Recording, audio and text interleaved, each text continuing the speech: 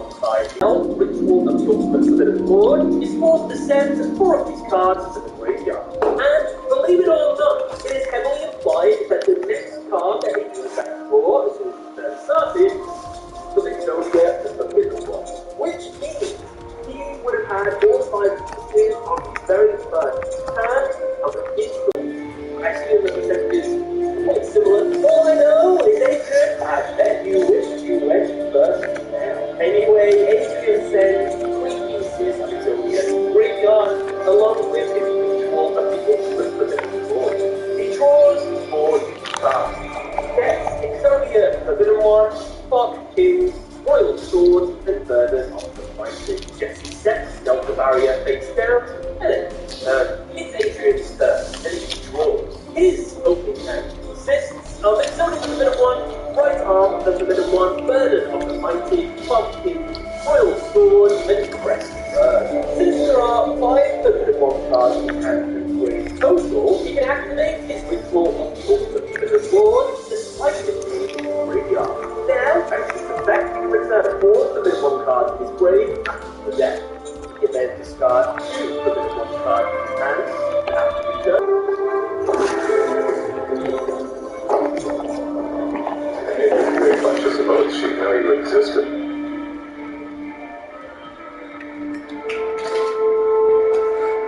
And to make sure we're all on the same page, Exodius, the ultimate Forbidden Lord's effect in the anime is this card cannot be destroyed by a battle.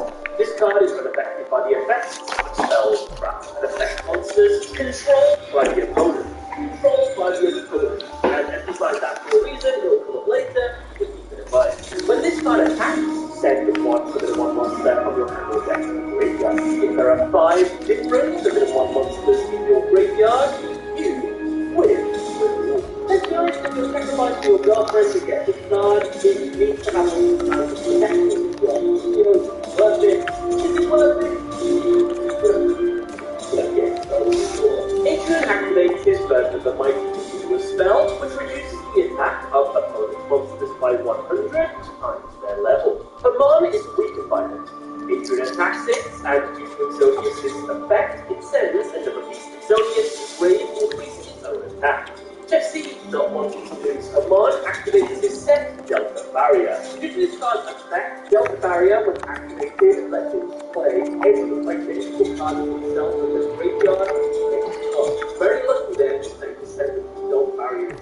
In the last turn, very lucky. With all 3 faces on the field, its effect activates.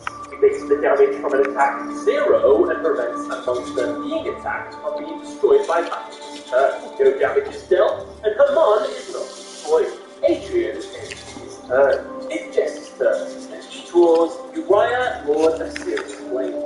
He sends his 3 Delta Barrier continuous traps from the field to the graveyard.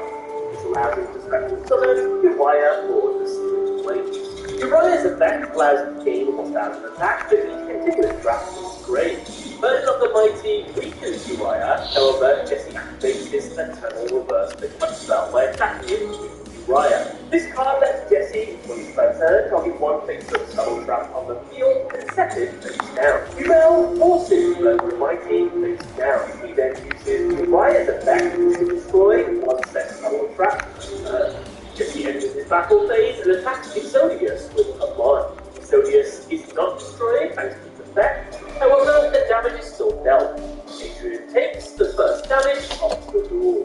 Jesse activates the second effect of Eternal Reverse. By sending it to the graveyard, he can prevent the equipped monster from being destroyed by a battle. Uriah isn't destroyed, however, Jesse still takes the damage.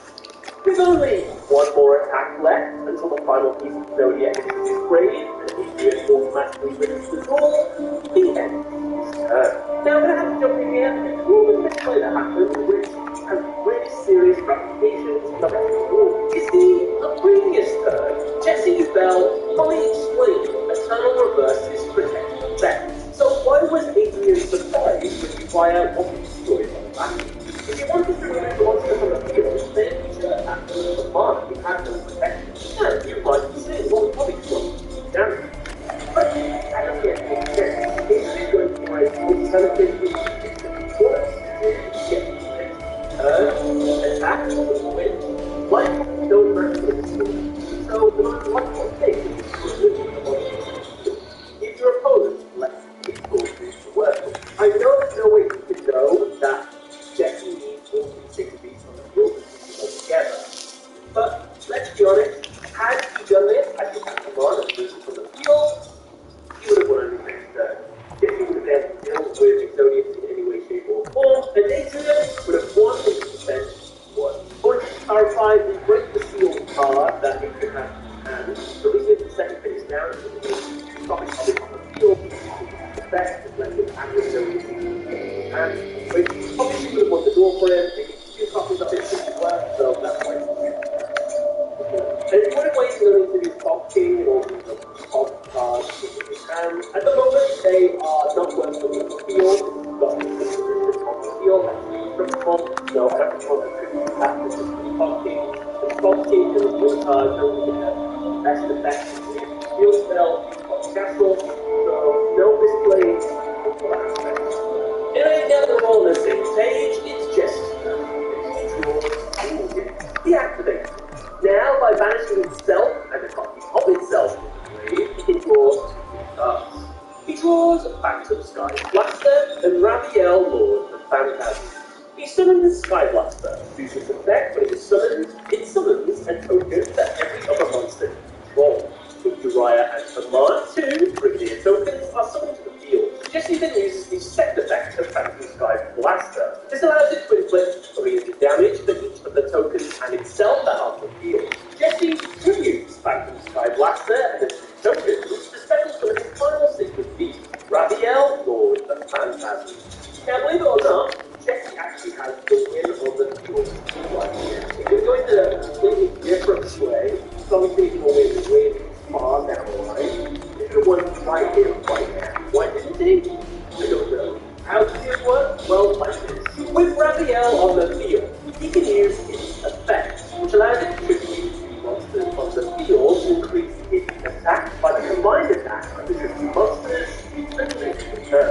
With a 4,000 attack command and a 3,000 attack player, Raphael would have 11,000 attack points.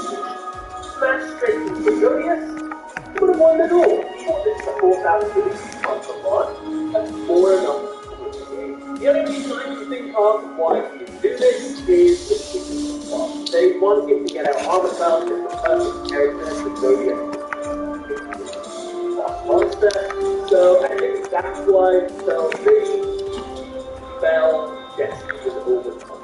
That's the best I can do. But regardless of the misplay. So instead of winning this turn, Jesse activates Dimension Destruction. This card lets him banish the P6 beast on his side of the field in order to summon Armor Tile and Chaos Battle. This monster can't be destroyed by a battle, and it has the effect to inflict 10,000 battle damage to a monster in control. Now this damage is like an effect of the target monster on it, who has to protect the monster. Unlike the Armatal being 10,000 battle damage to the monster, because if he could do that, it could work, but because its effect states that it's inflicting damage to the monster, it can affect effectively it. So Jesse Bell can't work with this effect. However, luckily, Armatal has a third effect. Once per turn, during the main phase, you can switch to control this monster to the opponent's side of the field. Thus, all other monsters on the field are banished during the end phase. Armatal moves to Adrian's side of the field, Jesse enters his turn, and as he does, Armatal, which is technically Adrian's monster now, banishes all other monsters on the field. Exodius, who is only used to opponent's effects, is back. As the end phase fully comes to an end, Armatal returns back to Jesse's side of the field. It's Adrian's turn, and he draws Fog Castle. Adrian seemingly switches strategies here. Now activating his Fog Castle, he plans to go for a different position. However, secretly, Fog Castle and all the accompanying Fog cards are actually a part of the Zodiac Bell doesn't know that. Let's see what happens. Due to Fog Castle's effect, when a monster Adrian controls would be destroyed, it can be instead moved to a different monster zone. However, the monster zone he previously can no longer be used. When this card leaves Adrian without any usable monster zones, Bob Castle can be sent to the grave along with Adrian's entire hand. He can then add 4 monsters in his grave back to his hand. However, he cannot forget his battle phase that turns back. I don't know why, but I really want this Bob card. I don't know, I just think it's a cool, like, gimmick of the zone, like, I don't know, I think it's kind of cool. With Bob Castle on the field, Bob King can be normal summoned without any teams. Bob King is actually kind of insane in the anime. It's basically a walking You see, the effect is, while it's facing in the field in attack position, all of the monsters on the field have their effects repeated. When this card attacks a monster, you can have both this card and the attack target's attack become 1 during the damage step only. To round out his play, Adrian equips Bob King with his Royal Sword. Royal Sword can only be equipped to Bob King. Now, while equipped, if it battles, 1 crest counter is placed on this card at the end of the battle phase, with a maximum of 4. The equipped monster can use attacks with each crest counter on the card. If there are 4 crest counters on this card, you can send the equipped monster to the graveyard and inflict 4,000 damage to the opponent. So with this, the element is established. Bob King can attack or be attacked 2 times. Bob King attacks Armor Card. He activates Bob King's effect to make both monsters attack points 1. Armor Tile is destroyed since its battle protection effect is negated. Bob King would also have been destroyed, however, it instead moved to another monster zone preventing destruction. The zone is previously occupied is now unusable. As the battle phase ends, World Sword gains 1 counter, increasing Bob King's attack by 800. Adrian it's Jesse's turn, and he draws another copy of Battle Skyblaster. He summons it to the field, and able to use its effect to 1 get more monsters from the field, and 2 execute behind Bob King. He goes to strengthens his battle phase and attacks Bob King. The damage is dealt, however, again before destruction, Adrian uses his Bob Castle to save his monster by moving it into a different monster zone. As the battle phase ends, the Royal Sword gains a second counter, increasing Bob King's attack by another 800. Jesse ends his turn. It's Adrian's turn, and he draws a second copy of Break the Seal. Adrian moves straight into his battle phase and attacks and destroys Skyblaster. At the end of the battle phase, Royal Sword gains a 3rd counter. Adrian sets his Crest Burn and 2 copies of Break the Seal face down, and ends his turn. Adrian is 1 attack or healing attack away from going into the game. I will finish that. It's Jesse's turn, and he draws a Akashic Record. He activates it. Due to this card's effect, he can draw 2 new cards. However, if either of those 2 cards have been used by Jesse earlier in the draw, then they are banished. Jesse draws Nightmare Shuffle and Great Swirl. Neither card has been played earlier in the draw, and as such, both are added to his hand. Akashic Record actually likes the idea of this card. I would like to make it beautiful, but I think to add the stipulation that the card drawn can't be played by either player. A lot of people have got matches to play nowadays between both decks, so I think it's cool towards that card. But I guess it would benefit people that like that card kind of stuff. No, I think this is a good card. I've seen this stuff real well. I don't know how balanced it is. Anyway, Jesse activates Nightmare Shuffle. While this card remains visible on the field, Jesse sets 1 random card in his graveyard face down in the scrap zone. During each of his standby phases, he must swap the set card with another random card in his grave. At any point, he can activate the set card by sending Nightmare Shuffle to the grave. If the selected card is easily playable, then that's all there is to it. However, if the card activation timing is not quite right, say you set a monster face down, a spell card, a normal spell, play spell,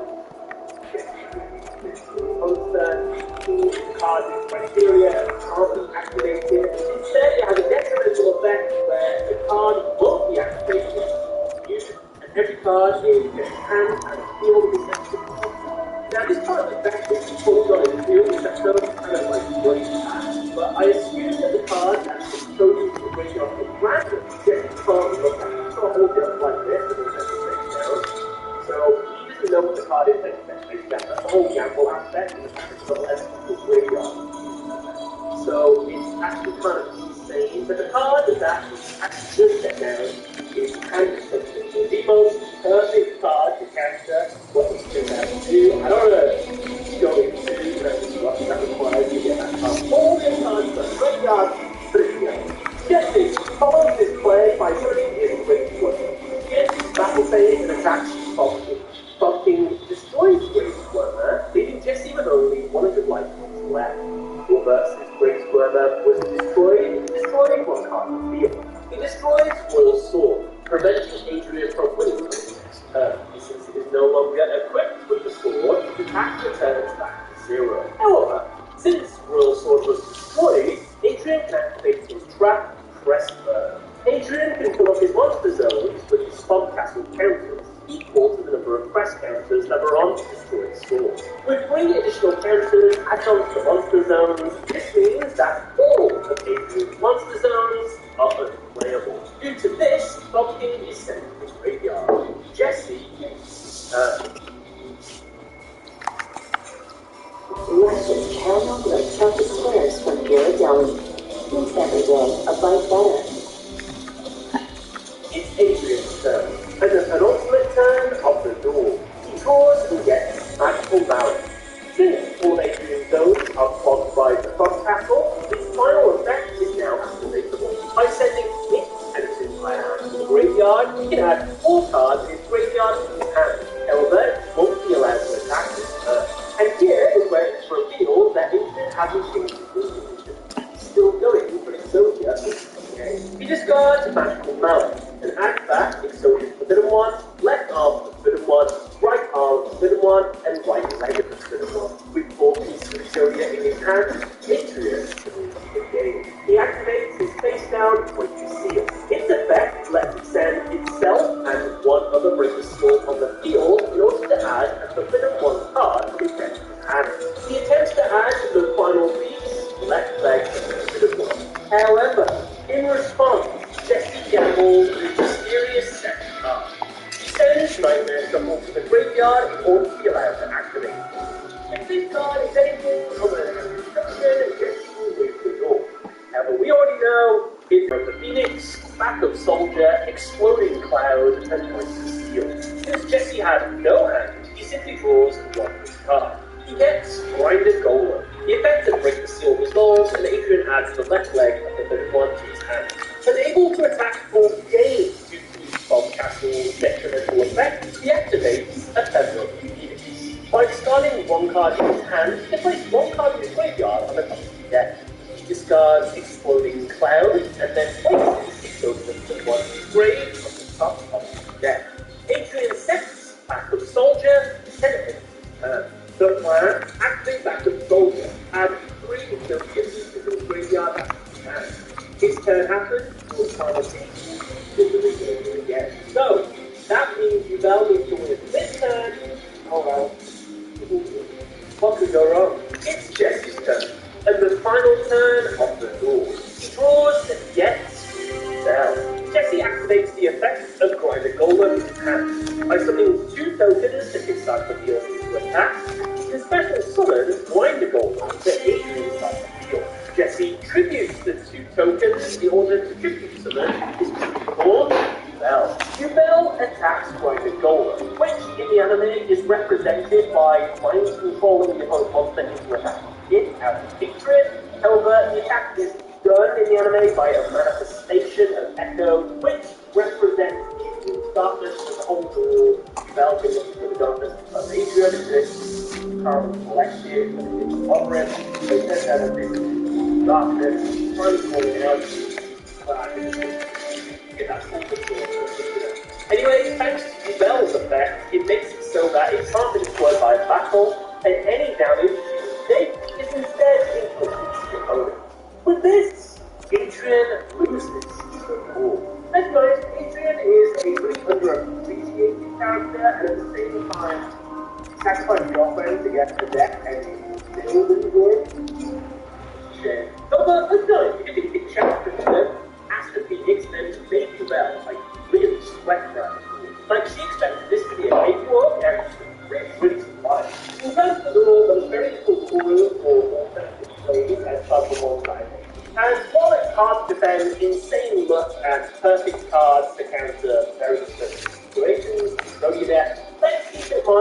active spells, open game Adrian, deck, so obviously you can be aware of what the deck is like with me. I guess that makes sense that she knew to go for this deck because there is the historical culture in some ways, so I guess it's fine. Overall, that's what good. And if you'd like to watch another of these outdoors, well, I have a full video right there. Also, if you'd like to learn more about the goals of the real world, well, how do you feel about that as well? Okay, we're going to feel that.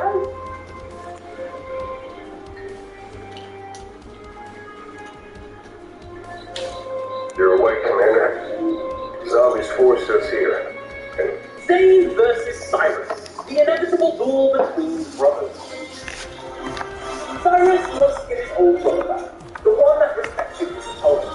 Zane, on the other hand, is happy being whatever he needs to be as long as he achieves that sweet, sweet victory. That's not all though. Cyrus wants to prove in this duel how much further he has come from. All the way back in the day where he played that Powerbomb card in such a terrible way that Zane had to pay off the opponent to not tell anyone how trash.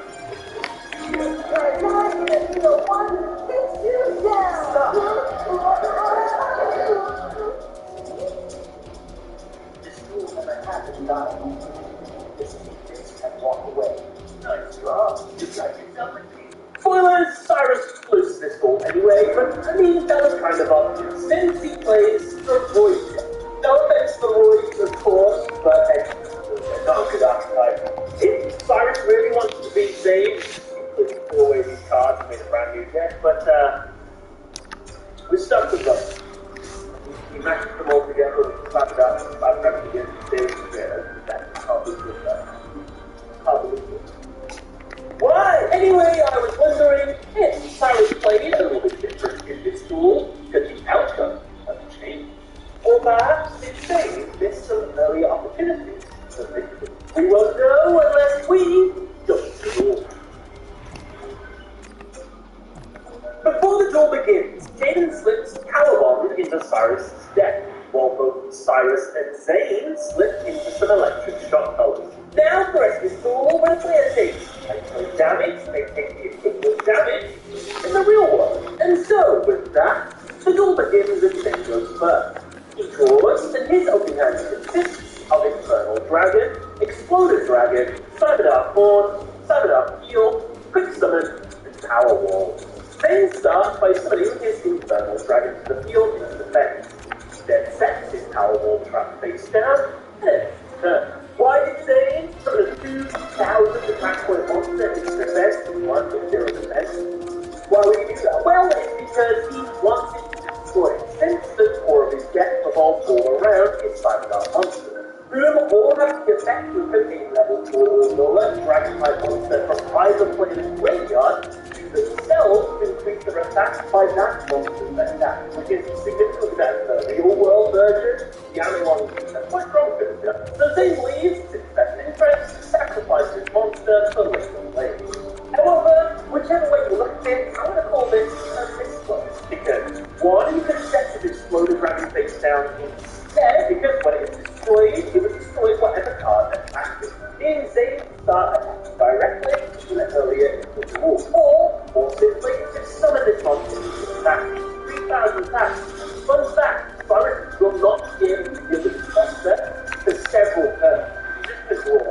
Not that great stuff. So if you just got a 2,000 attack on monster field, you can check for his monster, attack into Cyrus, snowball effect, possibly going to work. What you can do in this play saying it works out in the end, but it's go before. It's Cyrus' turn, and it's draw.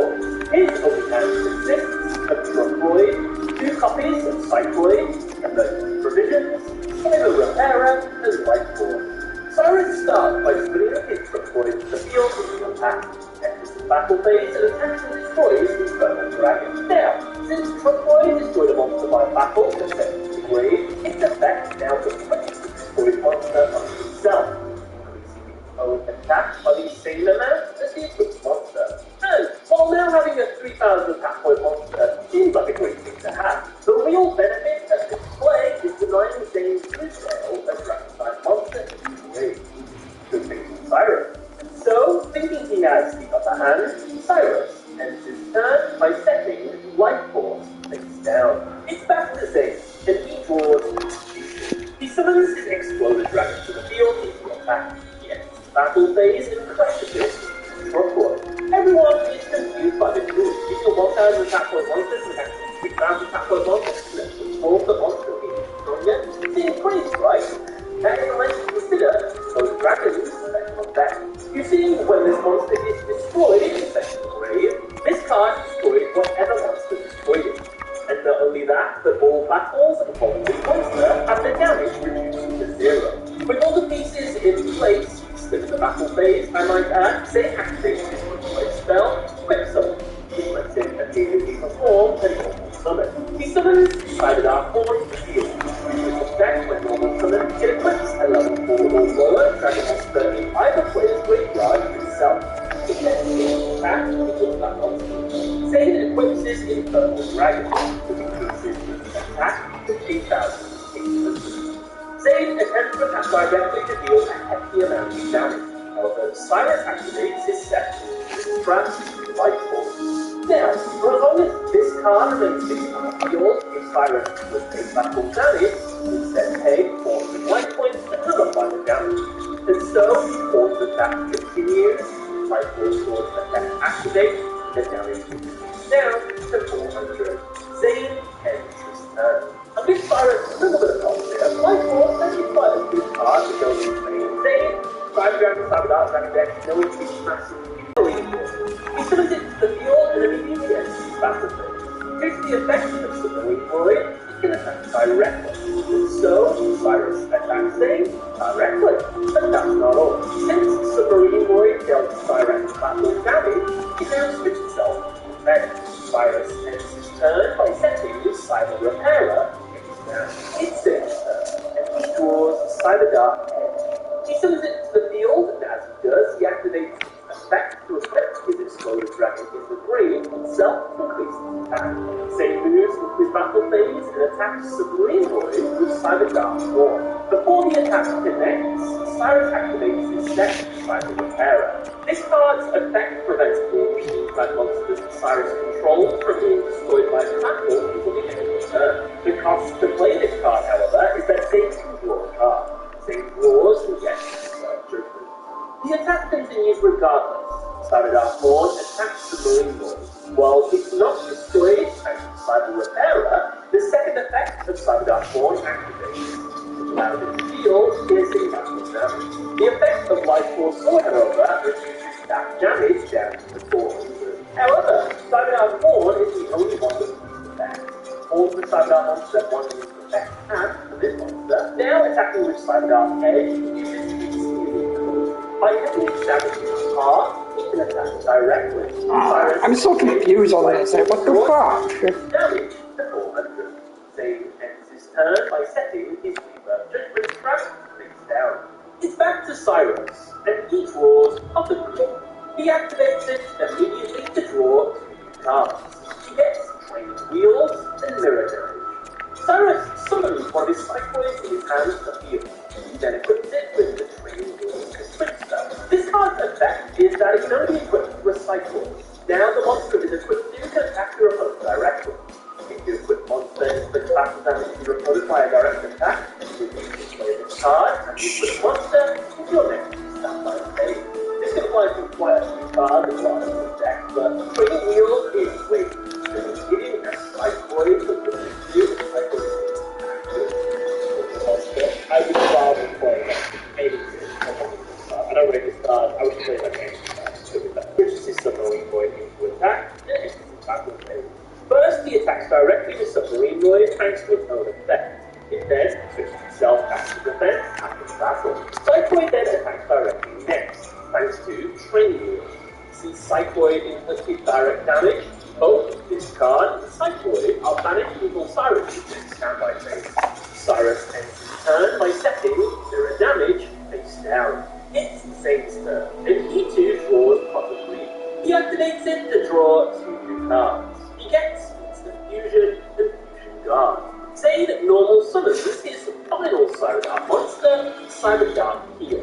However, since there are no Dragon-type monsters in either player's graveyard, there is nothing for it to equip himself, and so its attack remains